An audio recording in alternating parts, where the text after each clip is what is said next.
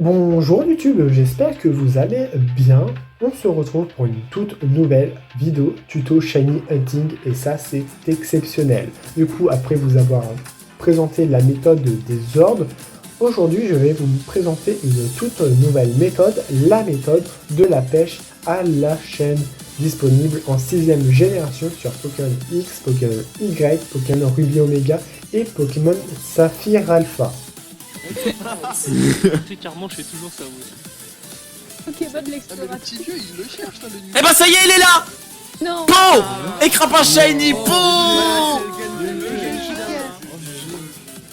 Putain, bah il... Bon, cette méthode est vraiment simple, hein, vraiment, elle est simple, elle est pratique et j'ai eu beaucoup de shiny avec cette méthode.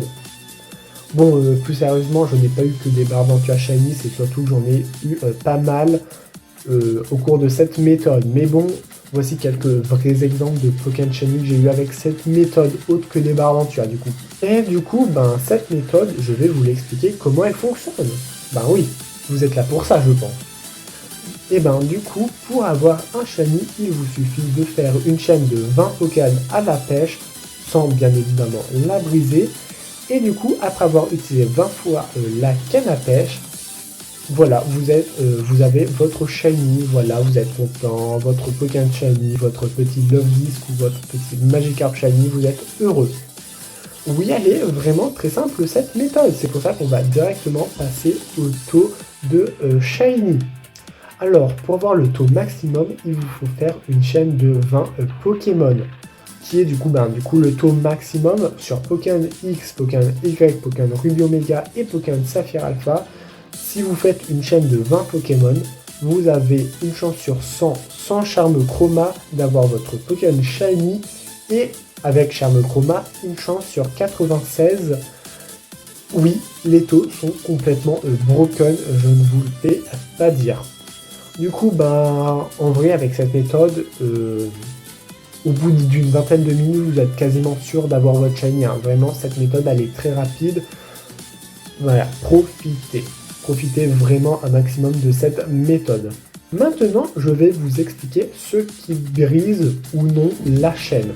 Cette méthode est du coup une chaîne, mais vous n'êtes pas obligé de tuer ou de capturer le Pokémon qui est en face de vous. Vous pouvez tout simplement fuir la rencontre. Bon, bien évidemment, si en face c'est un Pokémon qui vous intéresse, même hors shiny, vous pouvez tout de même le capturer et après repartir sur des fuites, ça ne brisera pas la chaîne. Du coup, je vous conseille quand même à chaque fois de fuir parce que c'est beaucoup plus rapide, mais gardez ça en tête que vous pouvez tout de même capturer le Pokémon en face de vous, vraiment. Ensuite, malgré que ça soit du coup une chaîne, n'importe quel Pokémon que vous pêchez continuera la chaîne. Ça veut dire que si un coup vous rencontrez un Magikarp, après vous rencontrez un Dracolos et juste après vous tombez sur un Lugia, ça ne posera aucun problème. La chaîne ne sera pas brisée. C'est vraiment tant que vous rencontrez un Pokémon à la pêche, ça compte pour une chaîne. N'importe quelle espèce de Pokémon est en face de vous, vraiment. Du coup, ne vous inquiétez pas si un coup vous tombez sur un Magikarp puis un petit Lougarok. Je ne sais pas pourquoi un Lougarok serait pêché, mais pourquoi pas. Vous pouvez aussi aller dans le menu, aller dans le sac, ça ne pose aucun problème pour briser pour la chaîne en fait. Par contre, ce qui casse la chaîne cette fois-ci, c'est si vous voyez par exemple le message ça ne mord pas. Si vous voyez ce message, la chaîne est brisée, vous devez recommencer du début. Si vous voyez le message vous avez ramené la ligne trop tôt ou trop tard, la chaîne se brise. Si vous éteignez le jeu, la chaîne se brise. Et oui, il y a quand même quelques trucs qui brisent la chaîne.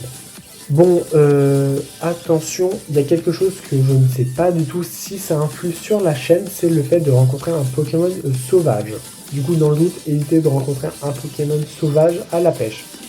Autre chose qui cette fois-ci ne brise pas la chaîne, j'ai oublié de vous le dire plus tôt, si vous bougez, ça veut dire qu'un coup vous allez à droite pour pêcher, un coup si vous allez à gauche pour pêcher, ça ne posera aucun problème, vous pouvez vous déplacer. tant que vous ne sortez pas de zone. Si vous allez par exemple, vous passez de la route 120 à la route 159, la chaîne sera brisée. Du coup, restez dans la même zone. À présent, je vais vous donner quelques conseils pour que la chaîne soit des plus confortables. Déjà, vous n'êtes pas garanti de rencontrer un Pokémon à la pêche. Vous avez c'est approximativement, c'est une fourchette, 50% de chance de rencontrer un Pokémon à la pêche, du coup en utilisant la canne à pêche. Du coup, il y a deux méthodes qui permettent de passer d'un taux de 50% à un taux de toujours approximativement de 90% de chance de rencontrer un Pokémon à la pêche. C'est une fourchette. Si vous pêchez dans une zone avec 3 décors autour, ça veut dire qu'il y a 3 rochers autour d'une petite zone d'eau que vous pouvez pêcher, ou vous pouvez pêcher, du coup, le taux de rencontre à la pêche augmente. Mais bon, je ne vous conseille pas d'utiliser cette méthode parce que bon, déjà, c'est très très mal expliqué, je vais quand même vous donner quelques exemples. Mais surtout, il y a une méthode qui vous permet de pêcher n'importe où sans limite de décor en fait. Il s'agit du talent glue ou du talent ventouse qui permet de rencontrer des Pokémon à la pêche quasiment à coup sûr. Du coup, je vais vous donner quelques excellents Pokémon pour bénéficiant de ce talent. Nous avons par exemple Octillery et nous avons Grotanmorph.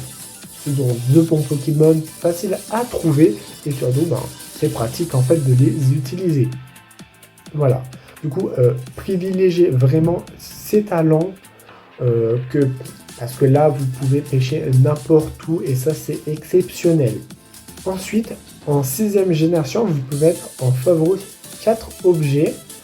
Et du coup, si vous appuyez sur Y, vous pouvez choisir l'un de ces objets. Alors moi, personnellement, je vous conseillerais de retirer tous les objets en favori et mettre seulement l'une des cannes à pêche que vous voulez utiliser.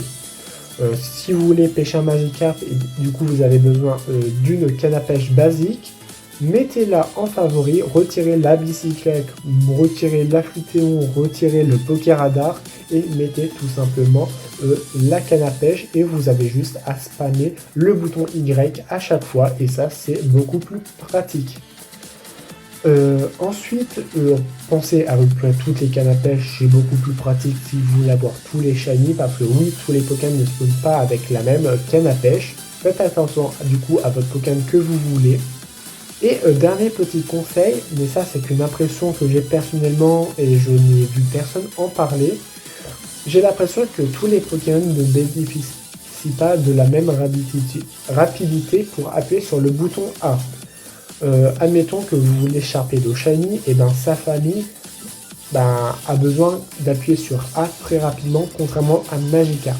Du coup, appuyez tout simplement très rapidement sur le bouton A quand vous voyez que ça mord. Soyez rapide, soyez réactif et surtout méfiez-vous de la zone. Voilà.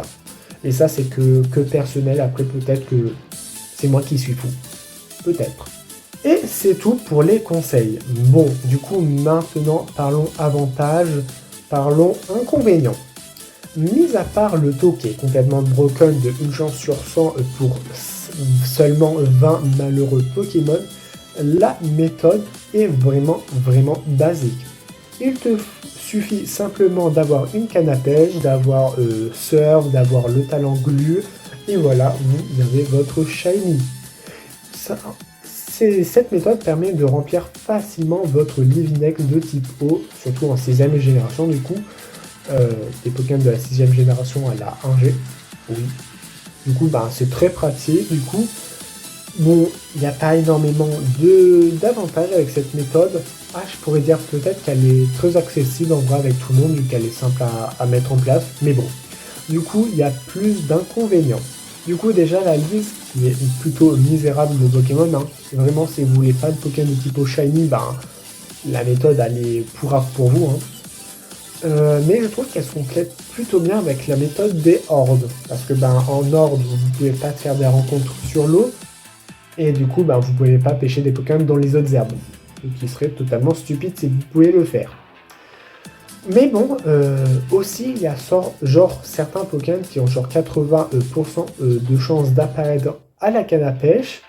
Et il y en a d'autres qui ont seulement 5% de chance d'apparaître en pêchant. Hein, n'est-ce pas, Mini Draco? Oui, parce que oui, Barbantua n'était pas une blague. J'ai vraiment eu genre 6 ou 7 Barbo Shiny, 3 Tétards Shiny et toujours aucun Mini Draco. Certains Pokémon, du coup, certains Pokémon ne peuvent pas, sont très rares à la pêche, un peu comme les ordres. Du coup, voilà. Et aussi avec cette méthode, il faut rester concentré sur votre jeu en fait. Hein. Vous ne pouvez pas regarder 5 secondes à côté. Ça risque du coup de vous de fail votre chaîne et ça c'est triste. Du coup, vous pouvez pas mettre une de mes vidéos en fond. Petit problème, j'ai oublié de vous dire que rencontrer un Pokémon Shiny avec cette méthode brise la chaîne. Et oui, j'ai complètement oublié de vous le dire ça plus tôt. Mais du coup, je vais vous placer ça dans inconvénient.